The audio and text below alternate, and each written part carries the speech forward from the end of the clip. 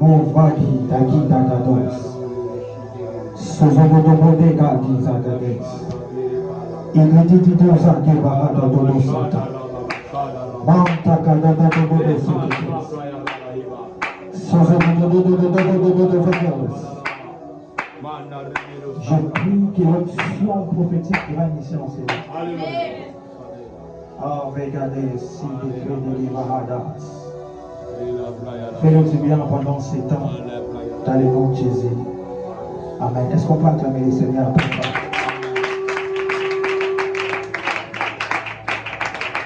Est-ce qu'on peut nous reprendre nous bâtir encore 3 jours. Amen. Je dis merci à l'homme qui m'a accompagné, encore la personne qui nous sommes qui est en train de vendre les images. Amen. C'est lui qui se charge des médias, des ministères là où moi je suis. Amen. Et je vois mon grand frère qui est là, le berger Ephraim, mais qui est caché dans les fous. C'est un homme lesbien qui parle très bien de la part de Dieu. Il m'a dit qu'aujourd'hui je viendrai t'écouter. Alléluia. Dis après moi, voir pour avoir. C'est le temps que nous avons parlé tout au long de notre retraite de prière. Depuis le vent du mois passé, nous étions en train de parler autour de ces grands sujets. Dans mon humble intervention, j'ai commencé le lundi avec nous. En établissant des bases. Hier, par la grâce de Dieu, nous avons essayé de monter en prenant la bouche d'un apôtre et en prêchant avec l'esprit d'un prophète. Ce soir encore, j'aimerais emprunter ces 2 pieds qui vont m'aider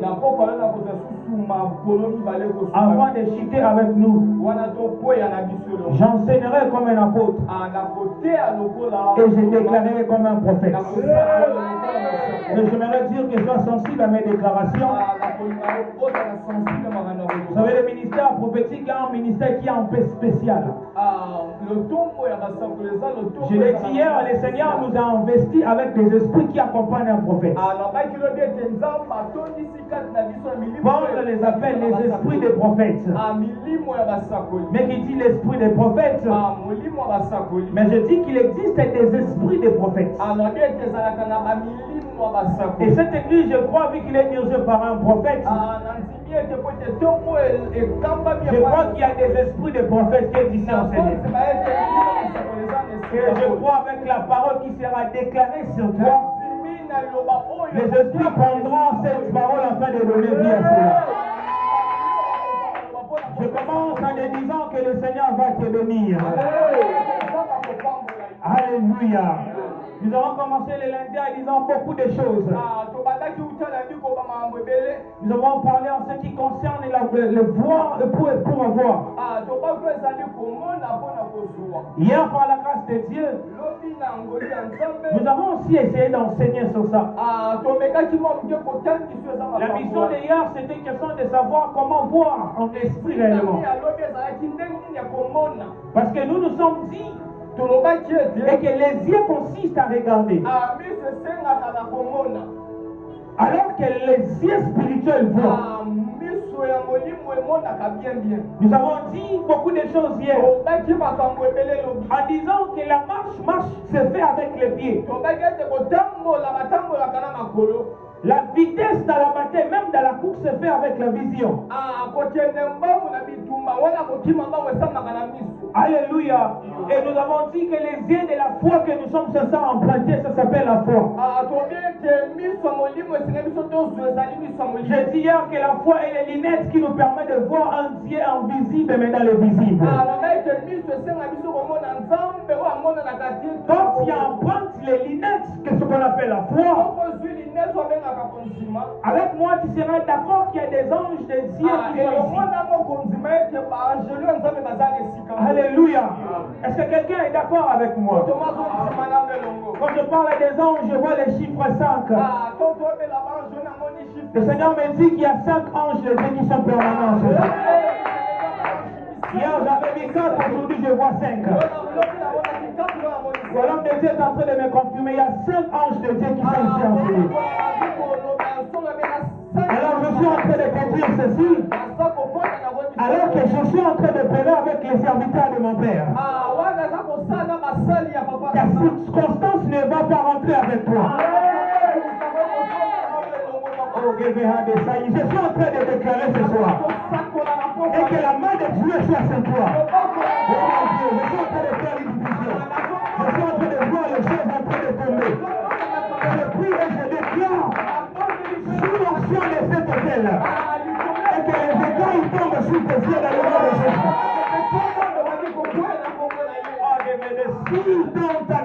Amen. De la vision à l'accomplissement. Je parlerai peu, puis nous allons déclarer, prier, libérer quelques messages.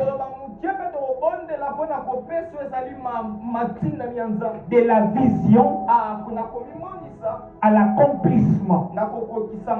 Il est question de voir pour avoir.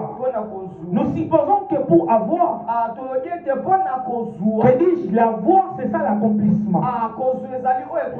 Hier, je nous ai dit, quand on voit, on doit réellement avoir ce que nous voyons. Alors ce soir, je vous propose avoir comme l'accomplissement. Maintenant, quelle est ma mission ce soir? Je serai en train de nous enseigner sur les principes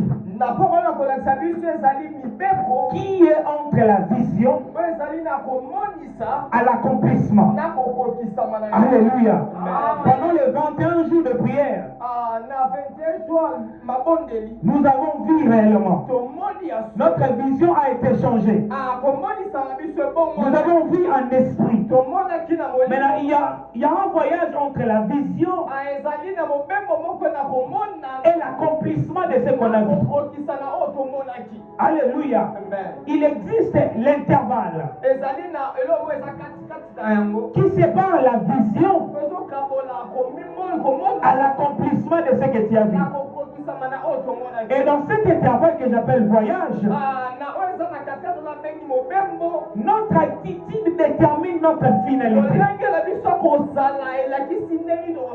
Alléluia. La manière dont tu dois posséder détermine est déterminée par ton attitude. Nous sommes en train de voir Josué. Alléluia. Le Seigneur dit à Josué, maintenant mon serviteur Moïse est mort. Mon serviteur est mort, mais la promesse n'est pas morte. Je voudrais dire à quelqu'un ceci. La promesse de Dieu a la capacité de vivre longtemps que toi. Écoutez-moi, quand le Seigneur te promet, tu peux aller même dans les tombeaux.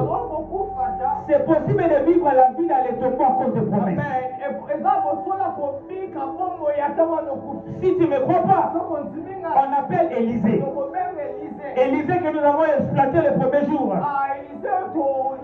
Lui qui avait désiré les doubles fonctions d'Élie. Élie a accompli 7 miracles pendant qu'il était vivant. Élisée meurt avec 13 miracles. Lui qui a désiré les doubles fonctions de Dieu. Qu'est-ce qui se passe? Si vous prenez 7 fois 2, ça donne 14.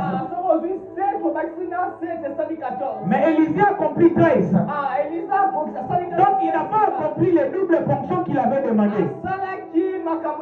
Alors pour vous montrer la fidélité de Dieu, il y a eu 2 ans passés après sa mort. Il y a eu une guerre qui s'est passée en Israël. La Bible dit ceci. Le jour-là, il transportait un homme pour l'amener au tombeau. Il y a eu la guerre en Israël. Et qu'est-ce qui s'est passé? Ils ont pris le corps de cet homme en disant jetons-lui seulement comme ça au cimetière. Et puis nous fouillons la mort. Quand ils ont jeté ce corps est tombé sur les yeux d'Élisée. Et parce que Dieu est fidèle, voulant accomplir les 14e miracles d'Élisée, la Bible dit que le corps de cette personne s'est ramené à la vie. Je me lève à quelqu'un si les yeux de les hommes de ramener une personne à la vie pendant ma bouche qui est vivante. Je suis en train de déclarer par ma bouche. Ce soir. C'est une vision bizarre. Je suis en train de voir comme une personne en train de vendre les habits. Je le vois depuis hier. Dieu est fidèle. Peu importe la durée. Moïse était mort. Dieu pour moi, Moïse est mort. Mais la promesse n'est pas morte. Il est possible de vivre l'effet de la promesse de ton grand-père dans ton temps.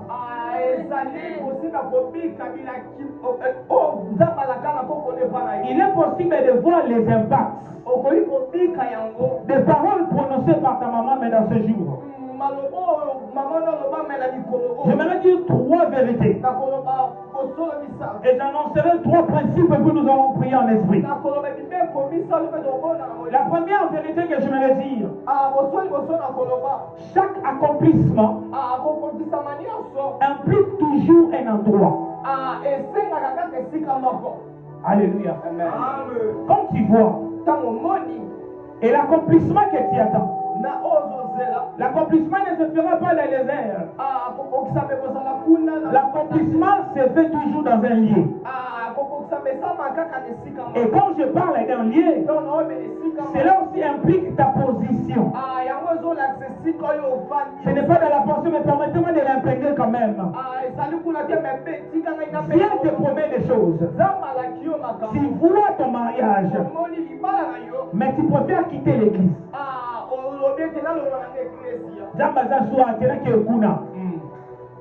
L'accomplissement dépend de la position.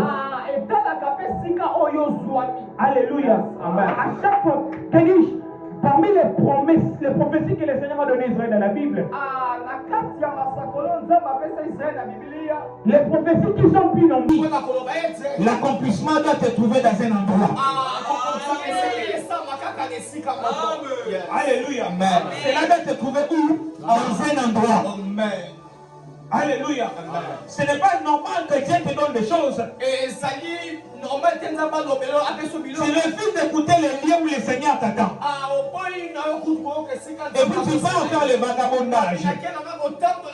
J'aimerais dire à quelqu'un ceci. La prophétie doit t'embrasser dans ton endroit. Écoutez ce qu'il dit à Josué. Si je te donne tous les fleurs, que tu fleurais la plante de ton pied, moi je te les donne. J'étais d'accord avec ce passage. Jusqu'à ce que je descende un peu encore en bas. Je commence à voir Dieu en train de délimiter les territoires. Pour dire ce soir dans le nom de Jésus. Je déclare pour cette église. Et que ce pouvoir ne va pas nous engloutir. Nous prêcherons la parole, cela nous donnera des roses. Alléluia. La seconde vérité. L'accomplissement de Dieu implique le temps. Dieu pour moi le temps. Le temps. Dieu quand Dieu te promet. Autrement, quand tu vois, pour que ça s'accomplisse, cela dépend aussi des temps. Tu traiteras les prophètes de menteurs pour rien. Mais il existe une question de temps. Alléluia. Vous savez, dans la Bible, il y a généralement 3 temps qui est révélé. Je ne vous parle pas de du troisième temps. Je parle des temps des hommes et les temps des Dieu. Écoutez-moi, il existe un temps où les hommes sont libres de vouloir parler. Je me rappelle, je l'homme de Dieu, chaque mercredi, on était là assis en train de parler pour les lieux de l'église. Mais quand le temps de Dieu a sonné, je suis en train de déclarer pour quelqu'un. Ce soir, je suis en train de t'introduire. Je vois le temps de Dieu venir t'embrasser. Tu le donnes la même brigade, tu le reçois. Les hommes peuvent parler. Les hommes peuvent te critiquer. Je suis venu te dire ceci. Quand le temps de Dieu arrive, les ténèbres se changent à la lumière. Je vois le soleil qui sort de sa chambre. Avec la joie d'un héros.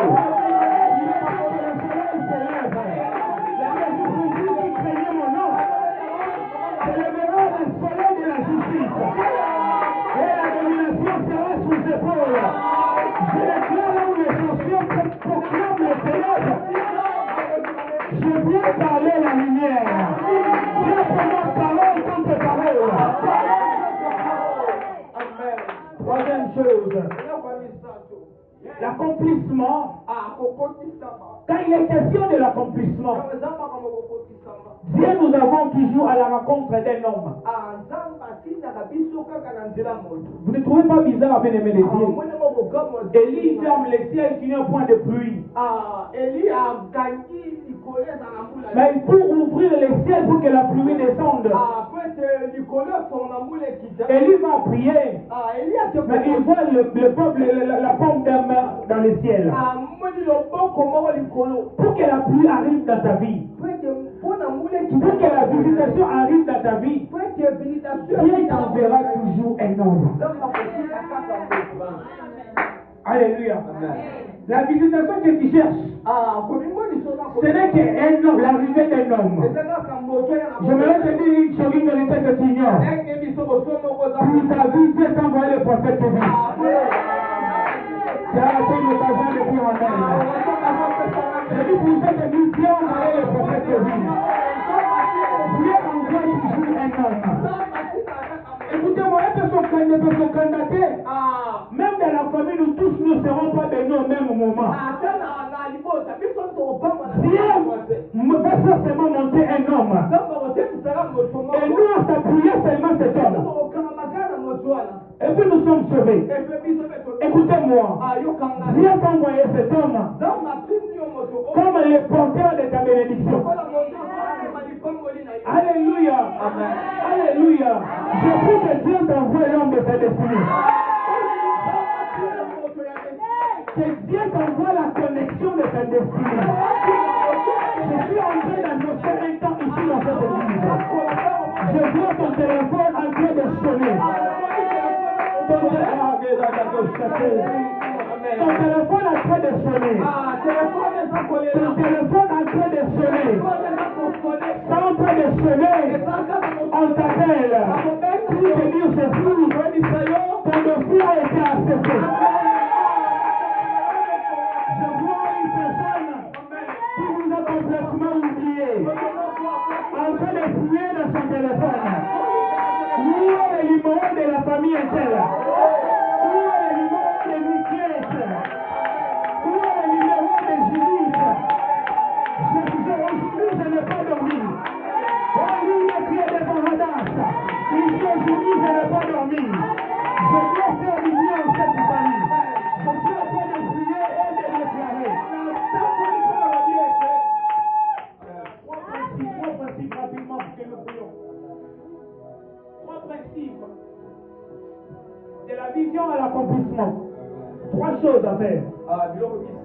La première chose, c'est la prière. Dis après moi la prière. Écoutez-moi. Ce n'est pas, la vision ne t'empêche pas de prier. L'action de voir, cela n'esquive pas la prière. La prière, c'est un temps d'échange avec Dieu. La prière définit notre intimité. Écoutez-moi, tu ne pourrais jamais voir l'accomplissement des choses que toi tu cherches. Aussi longtemps tu n'écris pas. Les domaines des accomplissements et les domaines des gens qui aiment de prière. Nous on les appelle les mahomistes. C'est lui qui s'accroche à la prière. Accroche aussi, approche aussi son accomplissement. Qu'est-ce qui se passe? Notre accomplissement marche à notre rencontre. Quand tu vois la chose, toi tu marches vers la chose. La chose qui est bizarre est que cette chose aussi marche à ta rencontre. Quand tu vois ton mariage, quand tu vois ton voyage, quand je parle du voyage, je te vois mon frère. Je vais te revenir après. Amen. Quand je parle du voyage, je te vois. Amen. Quand tu vois ton voyage en train de venir, toi aussi tu es en train de marcher vers ton voyage. Et la prière détermine la vitesse de pas que l'accomplissement pourra faire. Alléluia. Amen. Quand tu es en train de faire des choses, la prière donne la rapidité. Ça donne de l'énergie à l'accomplissement. Je vais dire à quelqu'un ceci. La prière est le domaine des intimes. Quand je parle de l'intimité, l'intimité se définit par rapport au code.